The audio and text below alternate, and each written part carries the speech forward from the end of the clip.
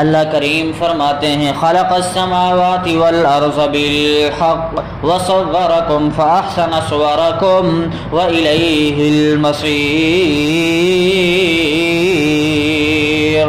اللہ کریم فرما رہے ہیں کہ ہم نے ساتوں آسمان بنائے اور ساتوں زمینیں بنائی بالحق، حق کے ساتھ، برحق، کسی نہ کسی مقصد کے لیے پیدا کیا۔ وہ مقصد کیا ہے؟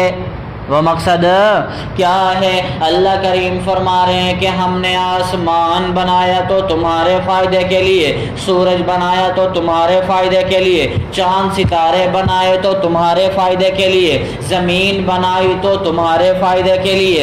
اور اللہ کریم فرما رہے ہیں کہ ساری کی ساری کائنات ہم نے بنائی تمہارے فائدے کے لیے بالحق۔ وہ مقصد کیا ہے؟ وہ مقصد اس سے حاصل مقصد یہ ہوتا ہے کہ اللہ کریم فرما رہے ہیں کہ جب ہم نے سب کچھ تمہارے لیے بنایا ہے، تمہارے لیے پیدا کیا ہے، تو پھر اللہ کو مانو، اللہ پر ایمان بھی لاؤ، اللہ کی عبادت بھی کرو، رسول اللہ کی فرما برداری بھی کرو، کتاب اللہ کو بھی پڑھو اور اس پر عمل بھی کرو جاگ کر کے۔ سمجھ میں آیا؟ وَصَوَّرَكُمْ، اور اللہ کریم فرما رہے ہیں کہ ہم نے تمہاری صورتیں بنائی۔ کہاں پر؟ ماؤں کے پیٹ میں، ما فی الارحام،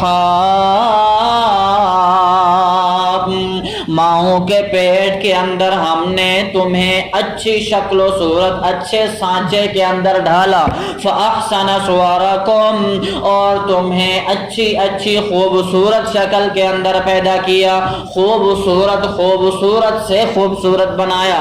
جہاں آنکھیں اچھی لگتی تھیں وہاں پر اللہ نے آنکھیں لگائی، جہاں پر کان اچھے لگنے تھے وہاں پر اللہ نے کان لگائے، اور جہاں پر آنکھیں اچھی لگتی تھی، ناک اچھا لگتا تھا، وہاں پر اللہ نے آنکھیں اور ناک لگائے۔ کتنا اللہ کا احسان ہے کہ ہمیں اللہ نے آنکھیں دی، دیکھنے کی قوت دی۔ ایسے لوگ بھی دکھائے کہ جو دیکھ نہیں سکتے، اللہ نے ہمیں زبان دی، بولنے کی قوت دی۔ ایسے لوگ بھی دنیا میں موجود ہیں جو گونگے ہیں، بول نہیں سکتے۔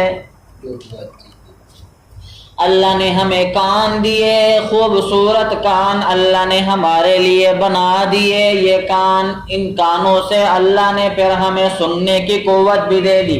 دنیا میں ایسے لوگ بھی ہیں جو سننے سے محروم ہیں، سن نہیں سکتے، بول نہیں سکتے، دیکھ نہیں سکتے۔ اللہ نے ہمیں ہاتھ دیے، پکڑنے کی قوت دی۔ ایسے لوگ بھی دنیا میں ہیں کہ جو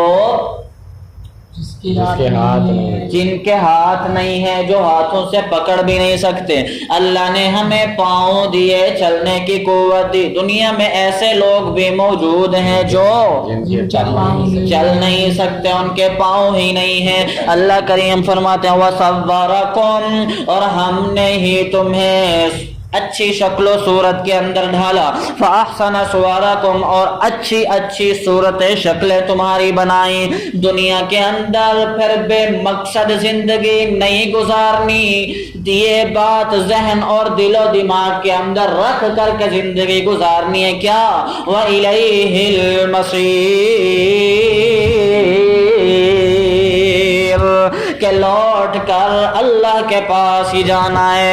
جب لوٹ کر اللہ کے پاس جانا ہے تو پھر اللہ نے جب آسمان ہمارے فائدے کے لیے بنائے، زمین ہمارے فائدے کے لیے بنائی، اللہ نے ہمیں بھی خوبصورت بنایا، تو پھر فرض یہ بنتا ہے کہ پھر اللہ کی عبادت بھی کریں، رسول اللہ کی فرما برداری بھی کریں، کتاب اللہ کو سمجھیں بھی، پڑھیں بھی، اور اس پر عمل بھی کریں، اللہ کی شکر گزاری کے اندر زندگی گزاریں۔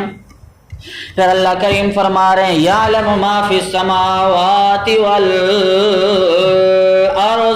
اللہ کریم فرما رہے ہیں کہ جو کچھ بھی آسمانوں میں ہو رہا ہے اور جو کچھ بھی زمین کے اندر ہو رہا ہے، یعلم، اللہ سب کچھ کو جانتا ہے جو آسمانوں میں ہو رہا ہے، یعلم اللہ وہ بھی جانتا ہے جو کچھ زمین میں ہو رہا ہے، پوری کائنات کے کسی بھی کونے کے اندر ہو رہا ہے، یعلم اللہ اس کو بھی جانتا ہے، وَيَعْلَمُ مَا تُسِرُّونَ اور اللہ اس کو بھی جانتا ہے جو تم چھپ کر کرتے ہو، وَمَا تُعْلِنُونَ اور اللہ اس کو بھی جانتا ہے جو تم ظاہر ہو کر کے کرتے ہو۔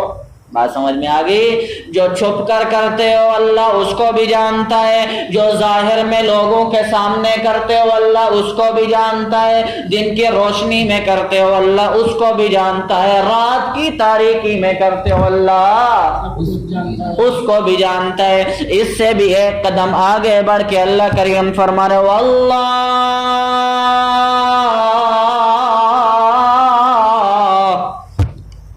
علیم بذات الصدور